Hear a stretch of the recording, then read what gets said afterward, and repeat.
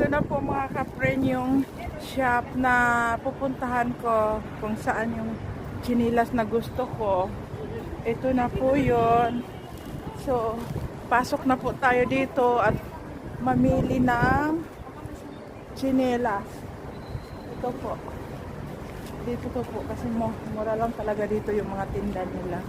So, dito na po ako. Papasok na po ako dito at bibili ako ng chinelas.